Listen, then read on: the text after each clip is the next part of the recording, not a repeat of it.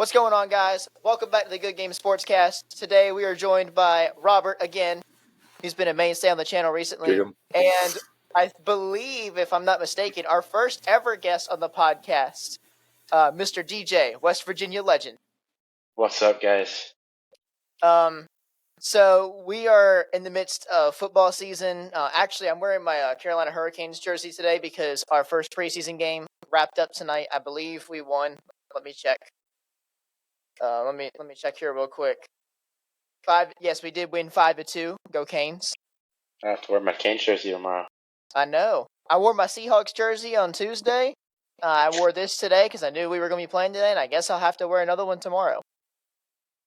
I've been repping all A&M and Cowboys recently, so. You've got a lot of nerve rocking the Dak Prescott jersey. Yes, I do. To the Cardinals. Yes, I do. That is embarrassing, dog. Yeah, that's crazy. That was tough. I've been rocking the black and gold for the Steelers. Went beating the Raiders. So I've got a question, DJ.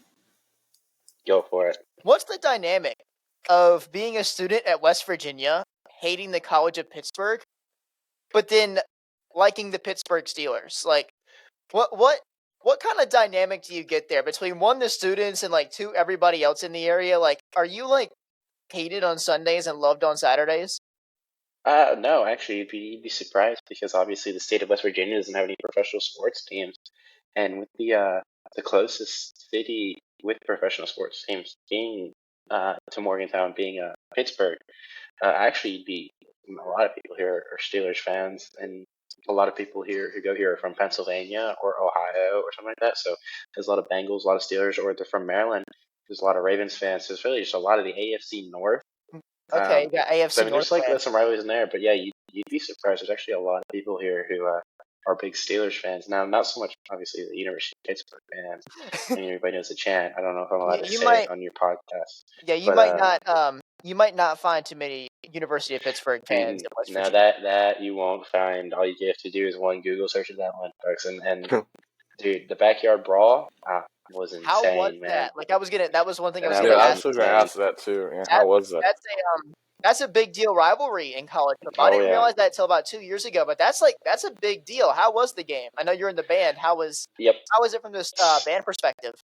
It was incredible, man. I mean, there were 61,000 people in that stadium. I mean, they filled that thing up to the brim. Standing areas full. It was loud, and it stayed loud, and it was incredible, man. And then they played. All right, so here, let me set the stage for you. All right, so it's the third quarter. West Virginia's up. All right, we're going into the fourth quarter, and Pitt had the ball, and as that quarter's changing, a particular Neil Diamond song comes on. One that city of Pittsburgh is known for, and the University of Pitt loves to use. Sweet Caroline, you know, and that has to be the loudest 3-word phrase I've ever heard in my life. I mean, it was incredible. It was deafening. Like you couldn't hear your own self think. So it was so loud in there at points. I think the term you're going at is eat Pitt. Yep, that's the one. That's the one.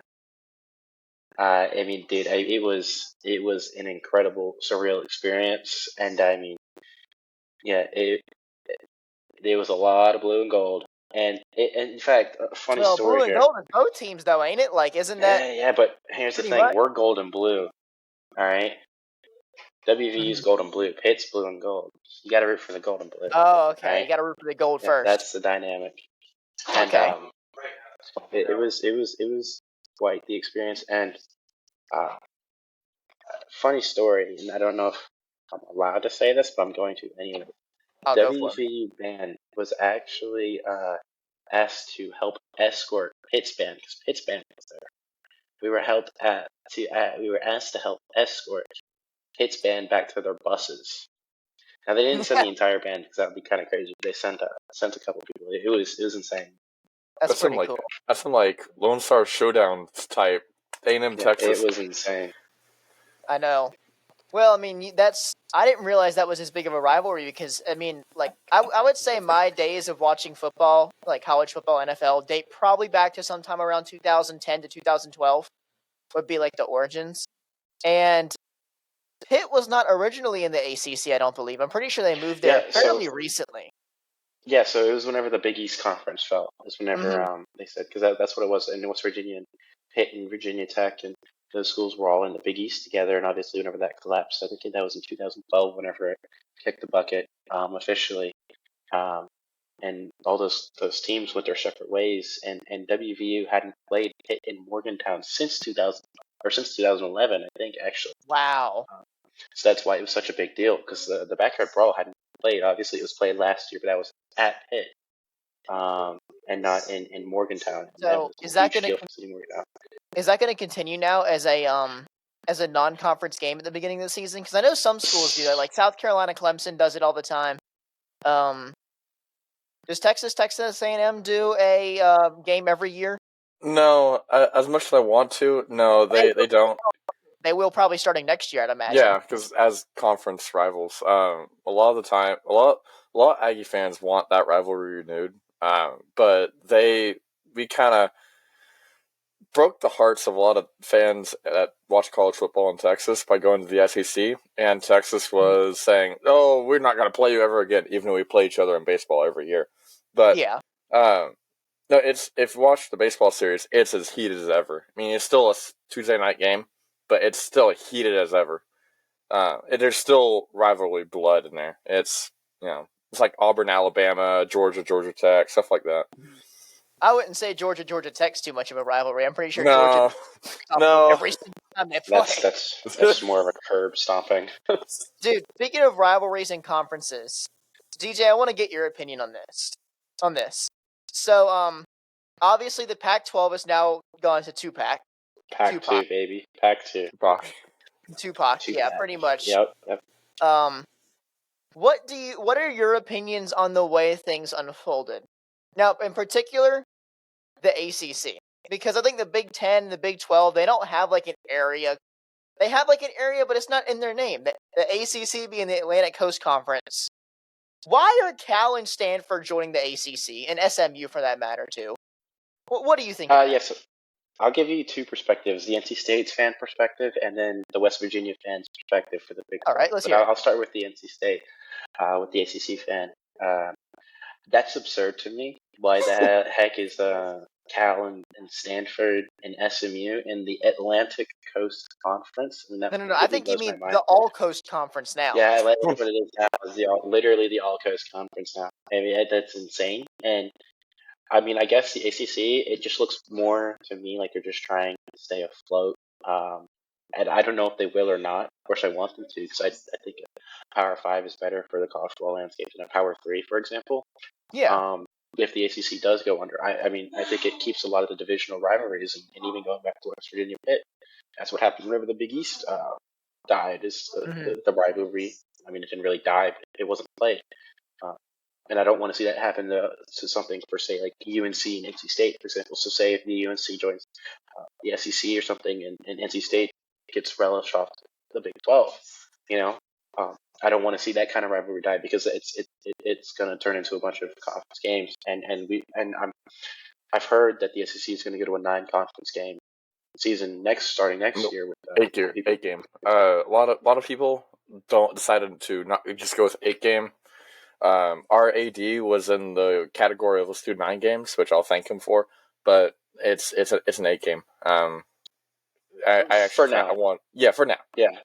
Who knows 2025? But Well, in Yeah, the yeah, yeah. AC, and speaking, I mean, we have, I guess, a Big 12. We got an SEC and an ACC guy in here. Technically, you count as an ACC guy too, but you're going to school at Nah, West Virginia. yeah, So, yeah. the ACC is changing their scheduling too, and I'm not sure if this went into effect this year or if it's next year or something. But like, you have 3 quote unquote rivals that you play every single year, and then you kind of rotate through the rest of the ACC. Now, I've spoken on this before because I think this is dumb, and I'm honestly kind of embarrassed that Randy Woodson is the one who decided that letting these California schools into the ACC was okay. That's But so dumb. why? Like, the travel costs, are you actually going to make money? Like, is there going to be a net profit in traveling over to Cal or Stanford?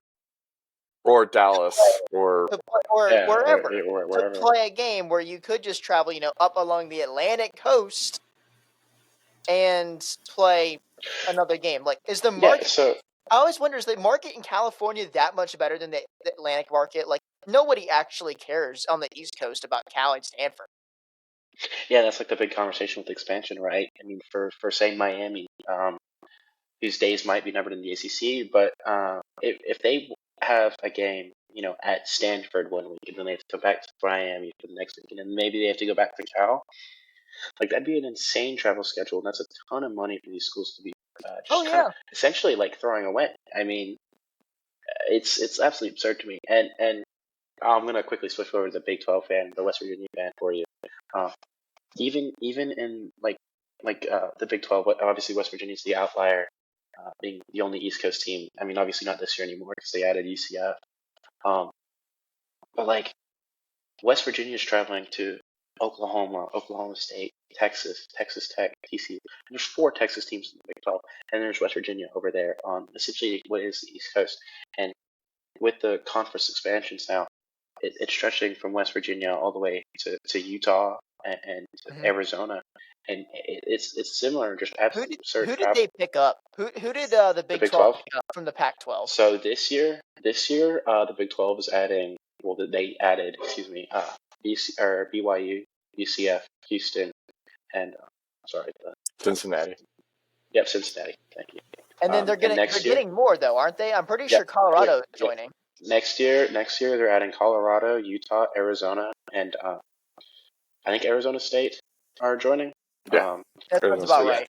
yeah, right. that's the 4. And then I've heard just listening to other podcasts and over Twitter and stuff that potentially Washington State and Oregon State are going to potentially join the Big 12 because I know they I think. filed a lawsuit actually against ESPN earlier today Hmm, saying they're getting screwed out of $300 million, I which have I not mean, seen that. What is their conference schedule understandable. going to be? I mean, the Pac-12 is essentially gone. There's no It's the Pac you. two. You I don't. mean, I literally. sound like Colin Cowherd here with like how pessimistic I'm being. You don't have a conference with 2 teams. No, you don't. It's done. No, There's no. I mean, they could merge with like the Mountain West Conference, but then you're taking like things But, like Oregon State, and you're just destroying the reputation. yeah, but You know? you're not destroying the reputation. You're bringing these small schools that have no business playing against Oregon State in like or conference play. Washington State. Well, okay. Well, I mean, and Those two destroying the reputation schools. is the wrong word, but it's destroying the recruiting because who's going to want to go Oh play yeah, for an Oregon State that's playing, in the I mean, Mountain and, West. and no offense to these schools, but like a Fresno State over here, you know, Well, I like mean, I it's wouldn't just. throw shade on I mean, Fresno State. Fresno State They're is fringe top is 25 right they're now, but that's the best case yeah scenario. they're Like like Yeah, seriously, exactly what I'm talking about. That's the best school that they're going to play, and they're playing against teams like also like Nevada, uh, Air Air, Force. yeah, Air no, Force, and, don't. and Okay, Air Force is they're a different. not. Air Force is a different situation though, because Air Yeah, but Force, Nevada's terrible since yeah, Carson running Strong left. running Nevada. I mean, and it's weird because now we've got 4 big conferences. Hmm. Now, It's Yeah, Power my Four. question is, there's Power 6 in basketball, right? yeah. You Is still got the Big this Yeah, but East. a yeah, full conference like just destruction, or is this just a football thing? Like, are those Pac-12 schools like are they just done being Pac-12? Like, is that gone forever? And now yeah. there's So going to from be my a Power understanding, Five in yeah, basketball. yeah. So now from my understanding, yeah, the Pac-12, all the Pac-12 Wow, schools who are basketball are joining in or sorry, football are joining in basketball I as I well. kind That's of why they're hate calling that. the Big 12 such a good basketball conference right now because they added Arizona and Arizona State, and Arizona's been to the national or March They've Madness been in the, in well, the they've Final been Four top multiple two years. seeds. They've been in the Exactly. top two. They've been a top two seed for like The at least last as 3 out of long the as I last can 5 years. remember. I Yeah, feel I like know exactly.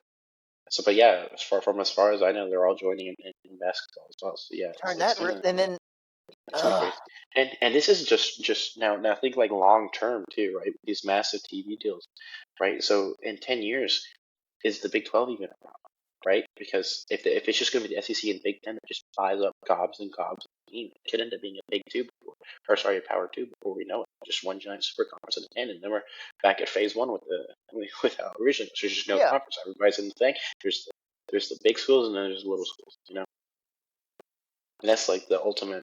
That's where the logical conclusion goes, it's which is crazy. insane. It is honestly crazy to me to think that this is how. I mean, it just happened so quick. It did.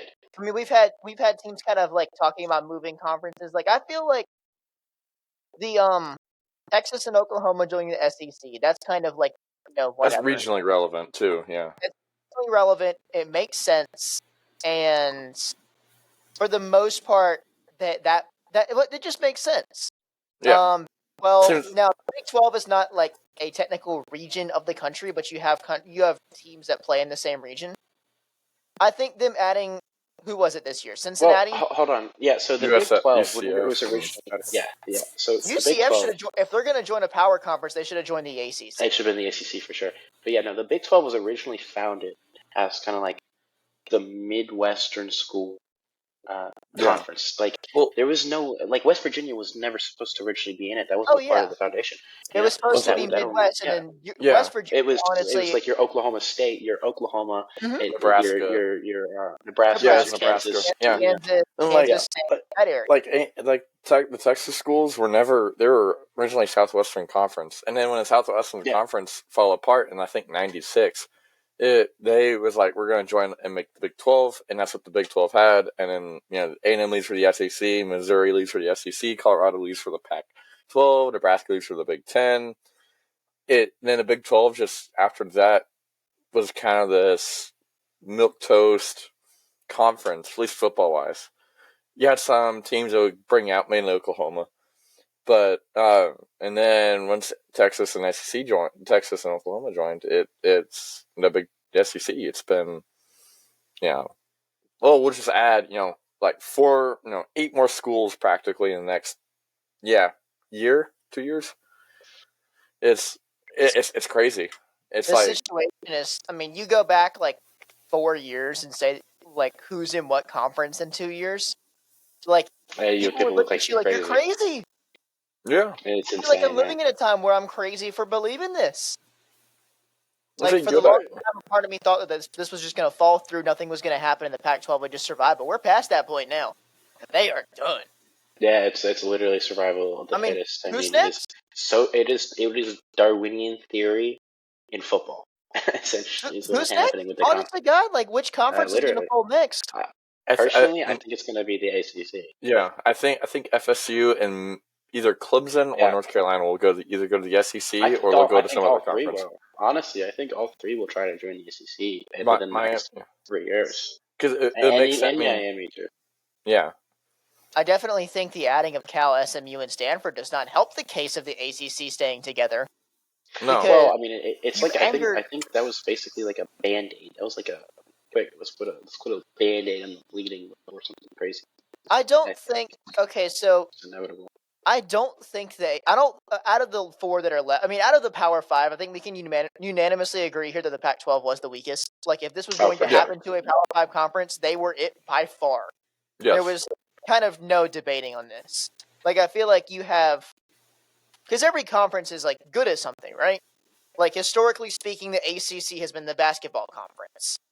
Like, I'm Pat pretty sure they the probably have more Pac-12. national championships in basketball than than any other conference. I mean, You've got the SEC as the football. You got the SEC as the football conference. You can throw the Big Ten in there with it, and then you can throw the Big 12 in there with ACC for basketball. What was What was the Pac-12 good at? baseball is pretty Yeah, I mean, it's baseball, like baseball. UCLA and yeah, Stanford, yep, But even yeah, that's been dominated by like yeah, but Vanderbilt, yeah, Texas, hmm and these Texas other A&M recently. like. I feel like the Pac-12 was missing that. Not to say they didn't have any powerful teams, but one, well, they if we're talking about the dynamic of the U.S., you know how much of the population lives west or east of the Mississippi? It's like an absurd amount. Yeah, I'm gonna look this up real quick. Well, I mean, I think the Pac-12 had their X Factor team in USC, but USC just hasn't been relevant since like 2000. 2004, Yeah, five. yeah, All exactly. right, see I if mean, y'all they can had guess that X this. Factor team. They just weren't what they No, needed them to be. What percentage of Americans live east of the Mississippi? I'm gonna guess 73%. Robert, I'll go even keeled 55. 80%. That was wrong. 80% of I'm the off by country, like 30. according to a couple sources, 80% is east of the Mississippi. That is insane. Like I didn't know that. You guys learned something in geography by watching this podcast. Congratulations. Woo. use that in your history class, your geography class, whatever class you're taking, or in your job. Like, fun fact right there, nobody's gonna guess that. Nobody. But that just kind of proves my point that, like, especially on the West Coast, you have California, right? Yeah. And then when 80% of your sports market is east of the Mississippi, well over 1,000 miles away from some of those teams, who cares? Like, you got the teams out there that care. They play each other. It's good, whatnot. When 80% of your revenue is 1,000 miles away, you're not going to get that much. Yeah. And I think that ultimately the lack of a huge national level dominant team year after year after year dooms the Pac-12. And I think for that reason, the ACC is kind of safe because, yes, the Pac-12 has like USC in football and stuff, and Oregon and Washington to a certain degree, but the ACC always has probably a top 4 seed in basketball, normally from North Carolina, and then whether it be Clemson, Florida State, or Miami, a good enough football program to keep them nationally relevant, or at least relevant on that 80% of And people then that live. you got NC State that's keeping them alive in baseball, and it's really I don't think that's the case anymore. It was at one point. It was. Yeah. Yeah. Definitely not anymore. Nah, I think it's probably North Carolina now more. UNC, It's 'cause North they had a Carolina real now good more. season last week. Dude, if we're talking about North Carolina schools that are the best at baseball, it's East. Oh East yeah, Carolina no, hands down, it's East. Yeah. all right now. Speaking of It's which, why didn't the ACC add East East. Carolina Yeah, and App State? no, Come you could have on! been. No, it would have made so much sense. Honestly, it would. I feel like Put Cal and Stanford in like the AAC or something. Well, I mean, you want to know why? Because of money. I mean, that's Yeah, the truth. Is because they're not bringing enough money. to do a Johnny That's the Manziel. answer to yep. The honest answer to all of it is money. I mean, that's why all these schools are leaving there, and that's why the Pac-12 died to begin with. It's not really. I don't think it's really because they didn't have the viewership. I think it's because they didn't have the right TV deal. Like, there is a large market in California for football. I mean, California is easily the most populous state on the West Coast, and those. I mean, obviously, like if there wasn't a large market there, they wouldn't have 2 NFL teams and Oh yeah, all that other stuff. Yeah. Well, when I was saying that, I meant more along the lines of like the states outside of California, like Oregon, Washington, Utah, Nevada, Arizona, like not huge markets compared to the East Coast. No, for sure. But I think those schools have their niches. But I just think they weren't. I think kind of more what you're getting at is those schools nationally weren't able to attract the $300 million TV deals or however much they were from ESPN because they're more of a localized market, and until those larger corporations like ESPN or Fox Sports or something really kind of care about the individual cultures of schools and the regional impact and the regional rivalries and stuff, you're never going to solve the problem. It's all going to be chasing the dollar. I mean, that's why the Pac-12 fell apart. Like I said, if we're talking, they just weren't able to bring. If we're talking money TV deals, I guess something that I would take into account is timing. When you play a college football game at night on the West, let's just start with this. East Coast games air all over the country. People watch them, whether it be an afternoon game, an evening game, late afternoon, whatever. Everybody in the country is awake at that time, and if they want to watch football, they will. When you get these games that are taking place in Mountain Time, West Coast Pacific time, yeah. Dude, it's like there are some games that go on until 3 in the morning here. Yeah. Agreed. And here's the crazy thing for me. Even now in the Big 12, and they're adding a couple East Coast teams. If you follow the Big 12 socials, they still post all of the game times in Central Time. Oh, I think it's hilarious. Are you Central Time, or are you? Just make it. Are you still East? Well, no, wait. WVU is East Time. Like, so I'm the only guy that's Central here, by the way. So yeah, it's hilarious because all their socials are still in Central. Now we see this big uproar to put it in the Eastern Standard Time. So that's like basically the standard time of the West. No offense to the West Coasties, but like no, it is. I mean that's what we go back to the 80%. Yeah, exactly. I'm gonna have the title. I'm gonna have to make that the title of the video. The 80%. 80, the 80% The rule. 80%. The 80% rule. There you go. The majority are for it, but you can't use Switching them. gears a little bit. Riverside's. Oh, never mind. It just There we go. says weird. Yeah, we're good. We're good. We can't. I'm so done with technical issues. Like if this pops up, I'm probably gonna throw my computer. But we almost witnessed history today. Or this weekend. To some extent, we did witness history.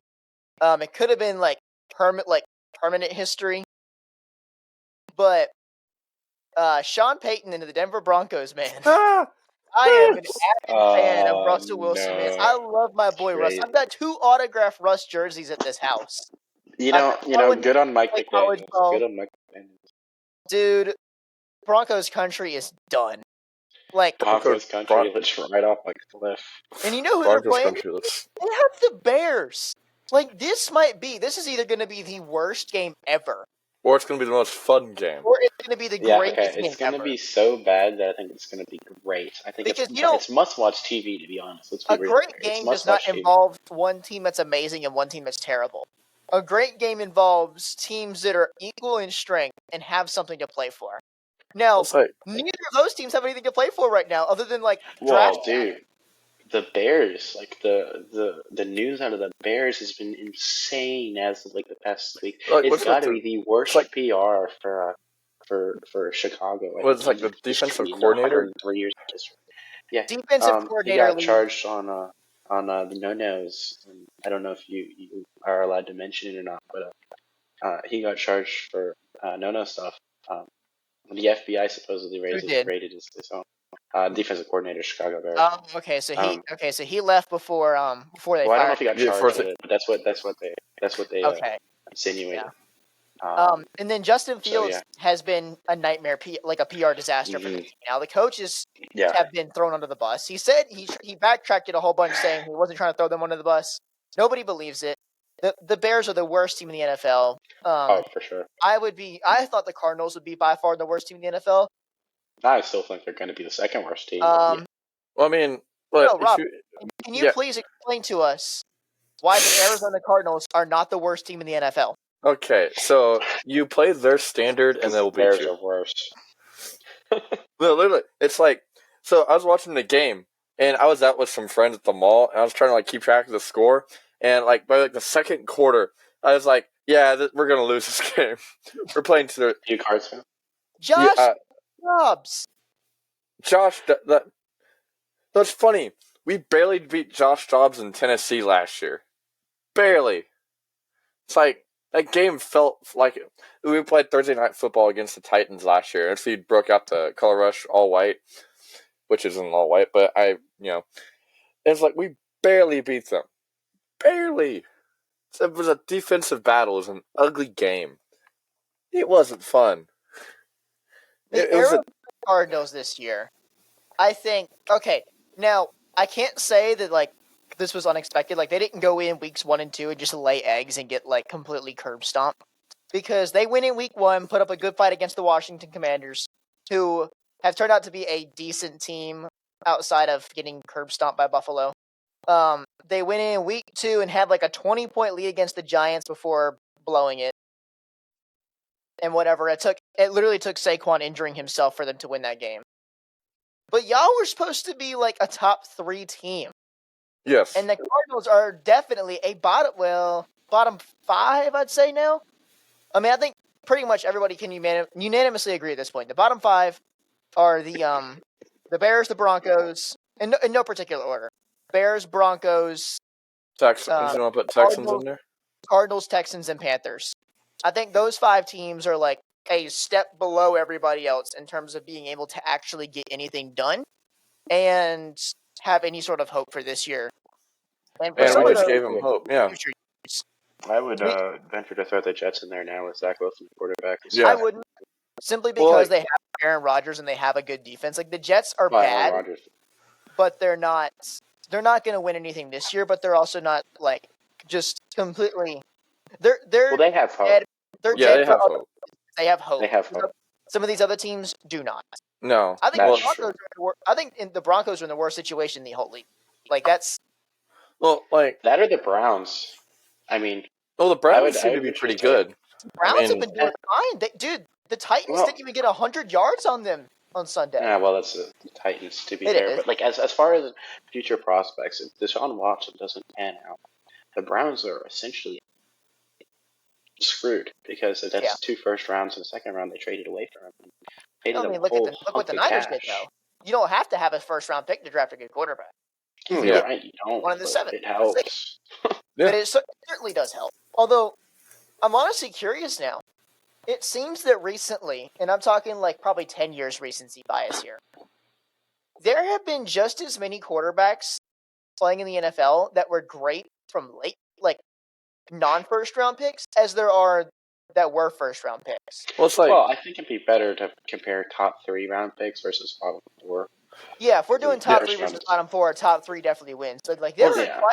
there are quite a few second, third, fourth rounders in there. Oh, for sure. well, it's For like, sure. I think Dak was like picked like Dak the was 5th fourth. round. Dak was Dak's 4th.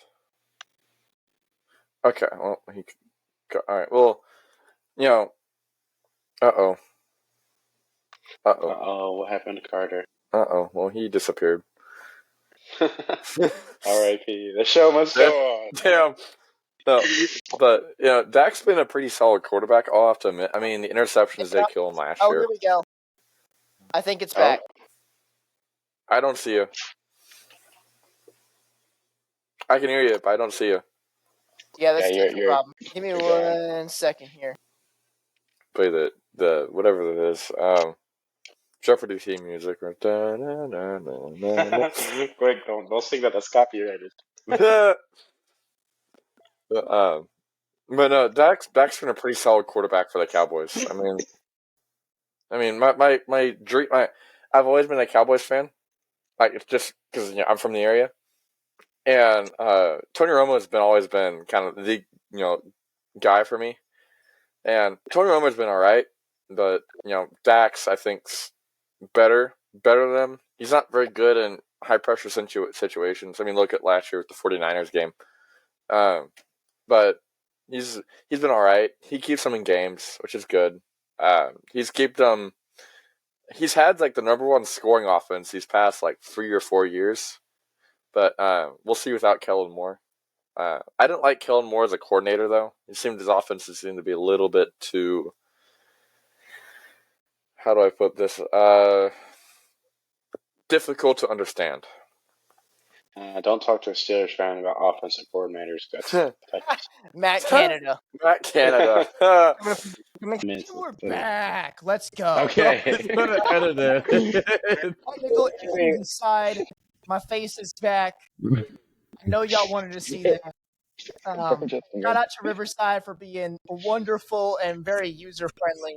And totally not being a pain in the butt. I did cut those 33 minutes to make sure because it told me when I was about to refresh the page that changes might not be saved, and I'm like, I will just edit Oh, two clips dude, together. that would be so I am sad. not. Like I've lost 10-minute recordings and lost my mind and gotten aggravated over it.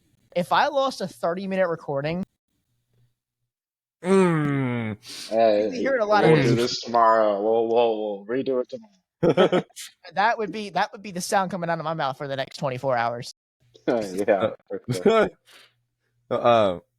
See, what were we talking about? Oh, Matt Canada. Matt Canada. We were Matt talking about Canada. Yeah, Matt sorry about that, guys. Canada. Look, I don't know why on earth the Pittsburgh Steelers employ that man. Matt Canada was not good at Maryland.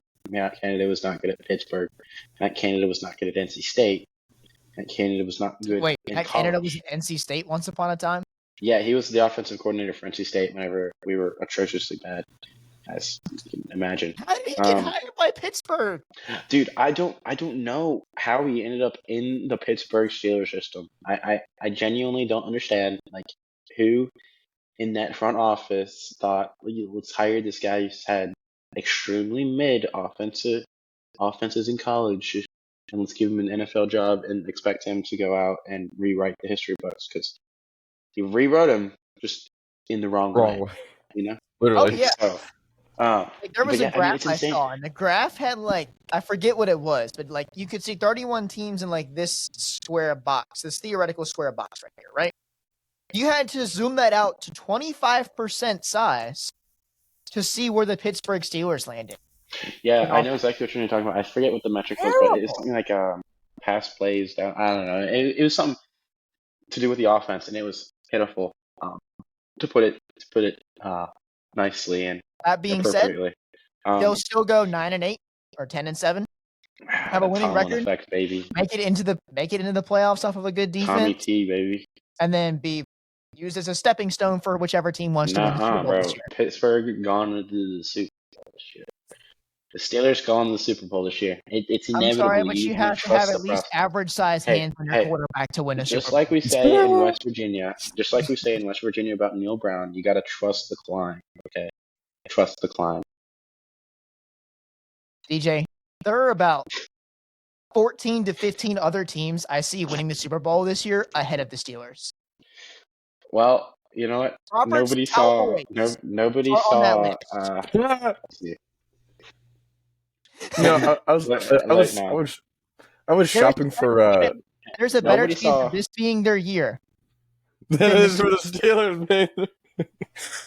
Maybe. Nah, see, nobody saw the Carolina Panthers going to Super Bowl in 2015. All right, so it can happen. That's a good point. But if you look at the Panthers now with their 5'11" quarterback, you know, we're talking about 2015 here. Miniature quarterback, literally. I don't know. You can't say nothing about Kenny Kitten Mittens.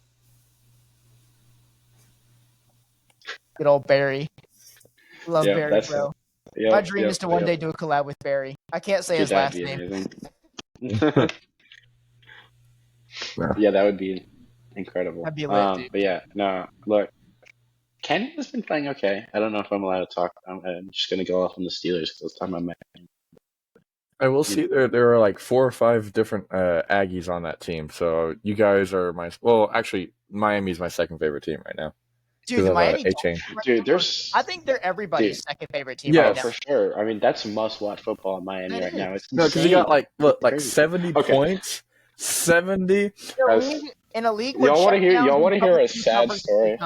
In a league where checkdowns and cover 2 is the mainstream, the Miami Dolphins and Mike McDaniel are out here like, screw it, we ball, and they're one of like 2 teams in the league that do it, and they're the only ones that consistently do it. All right, y'all want to hear a sad story real quick? Yeah, go I used to play fantasy football. All right, and I have a particular Miami Dolphins running back on my fantasy football team. Which one? A-Chain, Mostert. A-Chain, yep. Oh my God, A-Chain. A-Chain. I saw A-Chain 4 touchdowns and 200 yards. And you know I didn't start last week? A-Chain. No, A-Chain. Okay, it wasn't 50 points. 51 points is how much you got for me. No, but looking at it, like, I didn't start him. There are some times when you, I still don't start players in fantasy and you're like, why didn't I start him? Like, oh my God. Who saw that coming? I know, that's insane. A rookie running back? Well, let's just say he's starting next week. Honestly, it was insane. Nobody sees that. I saw A-Chain live in college, and he did everything for us. He was like a workhorse back, speed, athleticism, agility. And I saw him at the Dolphins like, this is just a regular dude. He's better than Bijan. He's better than Jahmyr Gibbs. I mean, people, blow those people up because they're from Alabama and they're from Texas. I mean, Bijan's all right, but he's not ready yet. A-Chain, I feel like, is more NFL ready. He's more of a Christian McCaffrey kind of type. Wow, that is a bold statement. I know. I told you I was going to go bold. Woo! CMC like. Woo, that is high praise. But he's got the speed. Speaking of CMC, bro, what a season for CMC! Oh my God! I'm gonna shoot into myself a little bit here. The Seahawks after the game, take out week 1, pretend that didn't exist. Dude, we do the same for the Steelers. Our offense right now, so much fun to watch, dude. I know. Look, I'm a Geno Smith lover because Oh yeah. WV graduate, Geno Smith lover. So you're not gonna hear me talk bad about him. Okay, I missed my opportunity here. So I had a couple things in my cart on the NFL shop because this year we're wearing the throwback uniforms at some point. The ones from the 90s are like the royal blue color, right? Yeah. I had a Metcalf one in my size in my cart, and then I had a little Funko Pop of DK Metcalf in the Color Rush uniforms. Both of them are sold out now. So there is another player I can get who I kind of want though. JSN. This player, I'll tell you, he got that dog in him. JSN. Well, okay. Well, he went away. So anyway, let's turn this into the Cowboys show. No, I do like A&M running backs. They're pretty good. You know, Trayvon Williams doesn't really start. Spiller doesn't really start. H.A's really only NFL ready guy I saw. I swear to God, Riverside, we are going to have problems if this keeps up. I'm not even going to attempt to fix it this time. Send the recordings into the Riverside team here and be like, "Yo, are you serious right now?" This is kind of getting outrageous. So, and we're also starting to get pretty long on time. So I'm probably going to try and wrap this up here in the next couple of minutes. Yeah, Kenneth Walker III is the jersey I might be trying to acquire. Interesting take.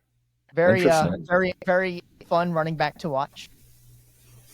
I will say though, H.A. is, I think, going to be really good this year.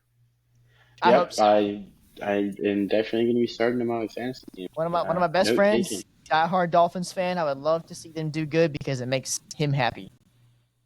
Yeah. I mean, I don't hate the Dolphins, so good for them for having a good season finally. Anyways, final thing before we wrap up here. DJ, obviously another Hurricanes fan in the building. We got Robert. I'm assuming you're probably a Stars fan. Yeah. I mean, I used to go to a couple of their games. We've got T-minus about half a month before the NHL regular season starts. I cannot wait. Stars for the Stanley Cup Finals. I'm saying it right now. Stars for the Stanley Cup Finals. Canes and Stars, dude. If it's Canes and Stars, we're gonna have a party. It's gonna be crazy. Feel like a live watch party. But it's possible. I mean, both teams made the conference finals last year. I mean, I'd say a top 25 possibility combination. I mean, now that I can actually watch the Stars. Thanks, Bali, by the way. But I can actually watch the Stars this time, and we'll see how they do. Yes. Did you say what is wrong with you? It's Bali. Come on, bro. Look, we can't. Look, I'm from Texas. We say things weird. No, but anyway, yeah, no. Our TV provider didn't carry whatever its name is now, so we're watching the Rangers, and which Rangers are doing all right. I think they've recovered. They're back in first place. Hate the Rangers. The Texas Rangers. Texas Rangers. Oh, yeah, I thought you were talking about we I'm a Diamondbacks fan in baseball, so I've been Rangers all my life. I've been a Rangers fan all my life. I don't like the Astros. The Astros, I've from what I've seen on Twitter, just absolutely suck. This close to winning 2 World Series. Actually, I quite like the Rangers. I actually had a coach, like coach pitch baseball, like rec baseball. He was a reliever for the Rangers. Oh, nice. And I like seeing them do good this year. I think it was, perfect. that is awesome, dude. I mean, the freaking roster is loaded with talent. I mean, like DeGrom, Scherzer, got Chapman. Except Chapman's, I think, it was y'all had a star pitcher go down early in the season. DeGrom, right? Yep, DeGrom. Is he gonna be back for the? Yeah, he should be. Okay, Carter. But like, Scherzer should be back for the playoffs. What's his face? A lot of Eovaldi. I didn't see much improvement off of the IR from him. Let's see, Young's doing pretty good. He came back. Heim took some work. A lot of the guys that we acquired doing pretty good. We brought up Evan Carter. Evan Carter's been solid. Let me tell you, like got him up from Frisco, and I watched him play. He's good, by the way, real good. I don't think he's would be in race for rookie. I think Young might be. No, that goes to my team. Sorry, the Diamondbacks and Corbin Carroll. There's no doubt in my mind he gets rookie of the year. And if he I'm a does, Shohei Ohtani fan. R.I.P. oh, He's not Oh. dead, but I mean, he done. his $600 million contract is. Goodbye, Angels. I'm just saying, Otani, come to Texas. If you're listening to this, which I doubt you are, but if Otani, just come to Texas. You know, He's not going to be able to pitch. I think I heard somewhere he's not going to be able to pitch till like 2025 now. Yeah, yeah, with the tear he has, the surgery is gonna keep him out for another full season for pitching. He will be DH next year, so he will be Mhm. hitting. which So he'll probably have really good hitting numbers next year since that's all he'll be focusing on. I mean, if Otani wants to, I'm just saying, come to Arlington. I mean, we'll probably find a lineup spot for you. I mean, our offense is pretty loaded if everyone stays healthy. But Well, if you're like going to against, pay him the money he wants, you're going to find a lineup spot for him. yeah, gonna have to. All right, So I'm gonna intervene here. all right. So any closing statements you need that either of you guys want to make for this episode today? I would say beat the hell out of Archie, yes. but all right. West Virginia Big 12 champion this year, calling it right now. Texas, horns down. Let's go. Horns down. Horns down. We got our Horns first down. horns down Oh, on the yeah. podcast. I've got the most legendary horns down going right now, and y'all totally can't see it. Yeah, oh, you can't. Anyways, I appreciate you guys rocking with us for this episode.